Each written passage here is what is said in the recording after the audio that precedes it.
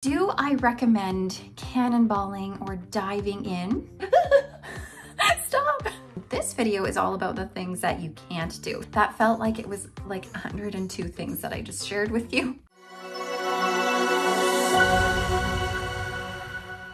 Hi everybody, welcome back to the Chiquel YouTube channel. My name is Amanda and today I'm going to talk to you all about a bunch of things that you should not do to your synthetic wigs. But before I get started, I'm going to remind you to like this video and subscribe to my YouTube channel where you can learn even more about alternative hair. Okay, now also before I jump in, I will let you know that I'm currently wearing Julianne Lite by Jon Reanu in the color FS27.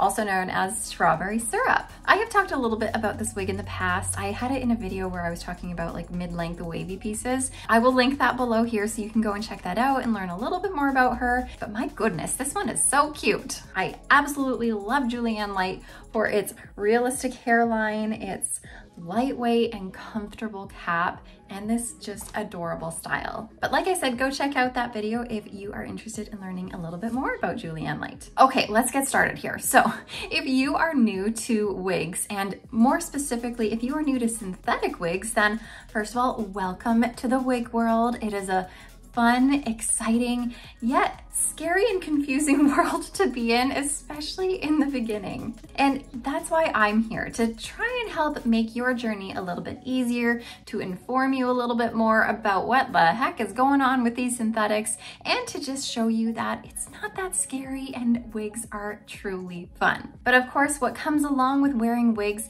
is learning about them and figuring out what you can do, what you can't do, what you might be able to do, and how you can just make your wigs last as long as humanly possible. So hopefully by not doing all of these things that I'm telling you not to do, it's gonna help your wigs last a little bit longer. Okay, let's start with my very first tip for you. If you have a synthetic wig, do not brush it with a bristle brush like you would your own human hair. Synthetic fibers are not human hair, and if we brush them with these bristle brushes, say that 10 times fast. Bristle brushes, bristle brushes, bristle brushes. That is not easy. Okay, but if you are brushing your synthetic pieces with a bristle brush, it is going to pull at your fibers significantly. And when it pulls at your fibers, it's going to stretch them out a bit. I like to think of synthetic fibers, especially heat-friendly synthetic fibers, kind of like you're wrapping a present, and you know when you tie it with a ribbon and you take your scissors and you pull the fiber with your scissors, and then it like wing and it coils back and it makes that pretty little coil for you so your gift is all beautiful. That's what I like to think of synthetic and heat-friendly synthetic fibers. If we brush them, we pull at them, we yank the fibers, and they pull, pull, pull, and then it like wing, springs back, and the ends of your fibers are going to get so frizzy and frazzly so quickly. So instead of using a bristle brush, make sure you're using a wide tooth comb on your synthetic fibers. And now talking about this wide tooth comb is going to take me into my second point for you. If you have a tangly synthetic wig and you are trying to detangle it, I would say the first course of action would be to use your fingers. Try and work away at the knots and the tangles as best you can with your fingers so you are as gentle. These are gonna be your gentlest tools to have, and I would say your first act of defense. Once you feel like you've done well enough with that, make sure you're not detangling from the top all the way to the bottom, because you are bound to get stuck. Like, see here, this wig isn't even that tangly right now and it's getting stuck. And if you keep pulling and pulling and pulling, of course, again, that's going to wreck your fibers, frizz them right up, and it's gonna ruin your style of it. So when you are detangling your wig after you've done it with your fingers, take your wide tooth comb, start at the bottom and work your way up slowly and gently, making sure not to pull. Once you've gotten to a spot where it's like getting stuck, take your comb out. I would even work through it with my fingers a little bit and then try again. That is going to ensure that your fibers are staying as smooth as they can for as long as they can. Okay, my third point for you guys is make sure you don't wash your synthetic wigs too often. The more you wash them, the more it's just going to wear and tear at them. I would recommend washing your synthetic wig about every 10 to 14 wears or so, somewhere in between that. I mean, of course, there's going to be times where you might wear your synthetic wig in a really stinky place, or you might be working out in it, doing something a little bit more strenuous that's gonna get it smelling a little bit funkier than you want. And if that's the case, of course, you'll need to wash it sooner than 10 to 14 wears. And that's okay, because of course that's gonna happen sometimes. We all have to live our lives. But if you're just wearing your wig normally on a day-to-day basis, not doing anything too crazy, then washing about every 10 to 14 wears is going to be just fine. But now to piggyback on this thought, a really great idea is to have a second wig if you are able to, if your funds allow you to, because having that second wig allows you to take your older wig and use that as your workout wig, or use that as your like extracurricular activity wig, and doing those more extreme things where you don't feel as bad if something happens to it. Okay, moving along to my fourth point. I think I'm really bad at remembering what number I'm on. I'll probably end up scrapping the numbers and just talking, but I think we're at 4. But the next point I want to share with you is don't wash your synthetic wig in hot or warm water.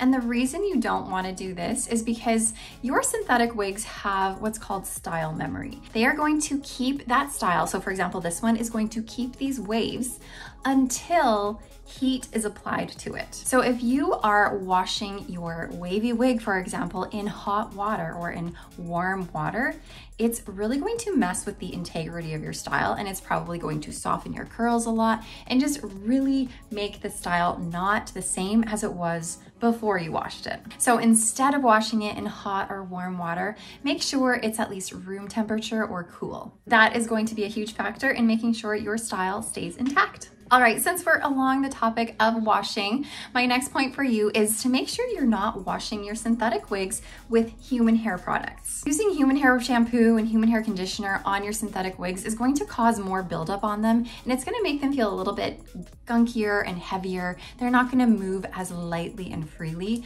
as they would if you are using products that are specifically designed for synthetic pieces. All right, since we're still talking about washing our wigs, the next no-no we're gonna talk about is make sure you don't scrub your fibers or wring your fibers. Just make sure you are very gentle with your washing process. Scrubbing the fibers together, agitating them too much, that's gonna cause a lot of tangles, and it's just gonna cause a lot of damage to your fibers. Wringing them out is also gonna cause a bunch of breakage to happen as well. So now, of course, because we want our synthetic fibers to last as long as we possibly can, just be gentle. Use your fingers in a gentle way to just do a little ruffling in the water as you're washing them instead of going at it. Okay, let's get out of the topic of washing our wigs and into the topic of swimming. Now, I get asked this question all of the time: can you swim with a wig on? And my answer is yes. Yes, you can swim with a wig on. Do I recommend cannonballing or diving in? Not really, unless it's like super duper secured to your head.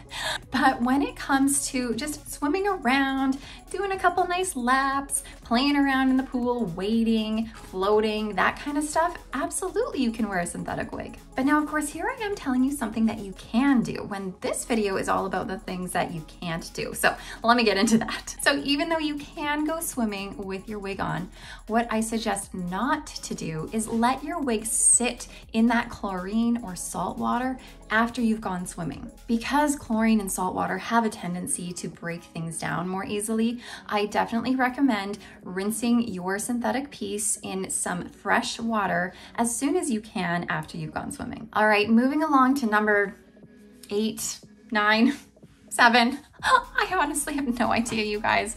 So often I just talk and blab and just lose my train of thought, and then I find it again. So I'm just gonna keep talking and throw those numbers out the window like I said I would.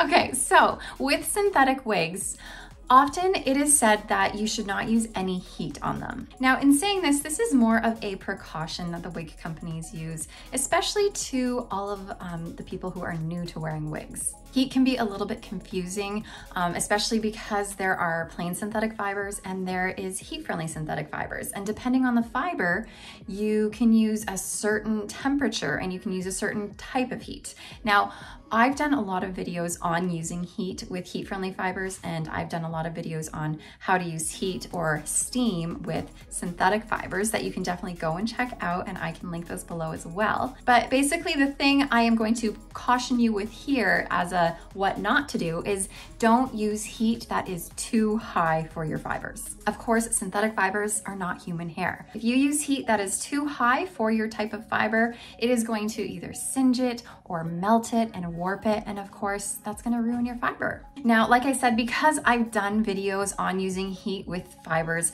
I'm not going to go into the nitty-gritty of it all. You can definitely go and check out how to properly use heat on your synthetics or your heat-friendly synthetic fiber. But now, along the lines of heat, I'm going to jump into my next point, which a lot of people do not think about. And the horror stories I have heard from women who have gone through what I'm about to say is just, oh, it's heartbreaking. But since synthetic wigs do not handle heat very well, really be careful when you are cooking near an oven, a stove, and especially a barbecue.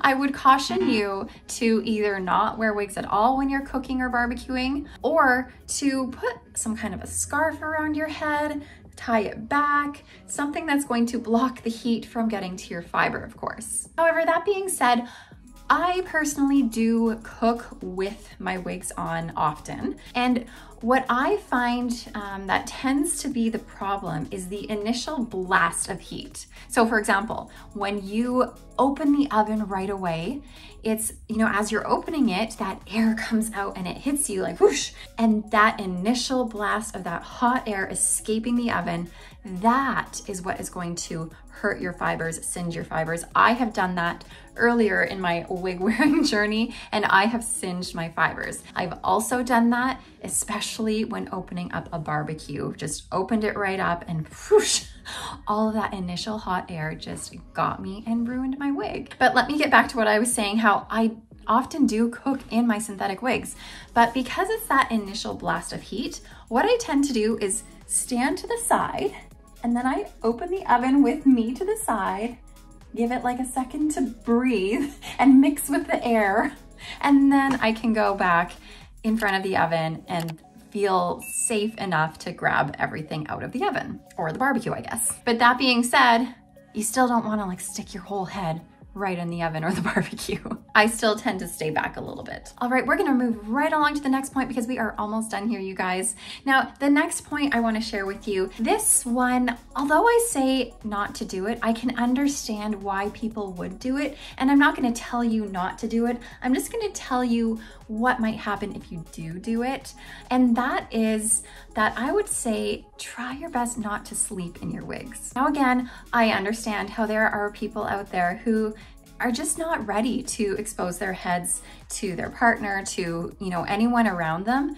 And I completely understand that. So sleeping in a wig, it makes sense for you. Now, if you are able to not sleep in a wig, then I definitely recommend that, just because sleeping in one, you are tossing and turning all night. Your fibers are going to get so matted and tangled and all messed up. And by the time morning comes around, you're gonna have a tangly mess. And if you are going through that every single night, waking up with that tangly mess, going through your detangling every single day, that is going to cause so much wear and tear on your fiber. But if you are someone who just feels the need to sleep in it, which again, I understand, I would definitely suggest making sure you have a silk pillowcase or some kind of a silk hair wrap even to wrap around your wig, just to reduce all of the tangling and matting. All right, you guys, I'm on to my last point finally, and this one has to do with storage.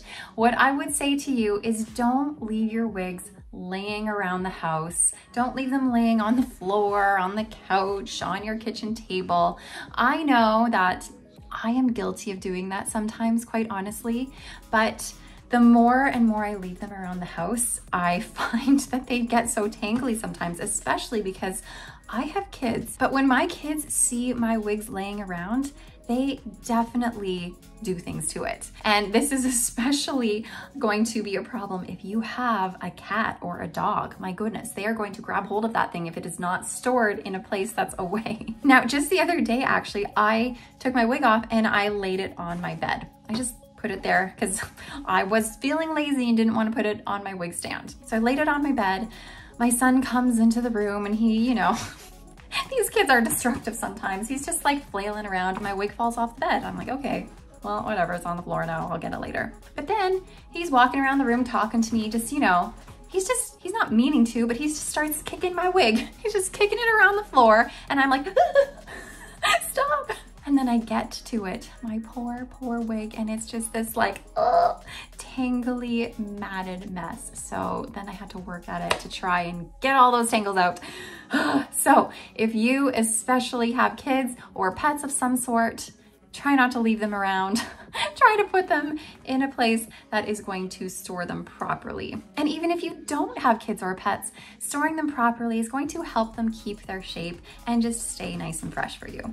All right, you guys, that is it. That is all I have to say. That felt like it was like 102 things that I just shared with you. Hopefully I didn't bore you to pieces and you kind of learned something about synthetic wigs, especially if you are new to this journey. Now, if you are experienced with working with synthetic wigs, I would love to hear in the comments any stories about some no-nos that you have done in the past that you want to caution any other ladies not to do. And maybe it has to do with some of the points I've already shared here and you just want to tell your horror story. Because of course, hearing from me is one thing, but hearing from a community of women just really drives the point home. But of course, I want to thank you guys so much for being here with me and watching as I just blab away. I will let you go for the day and I will see you next time. Bye, everybody.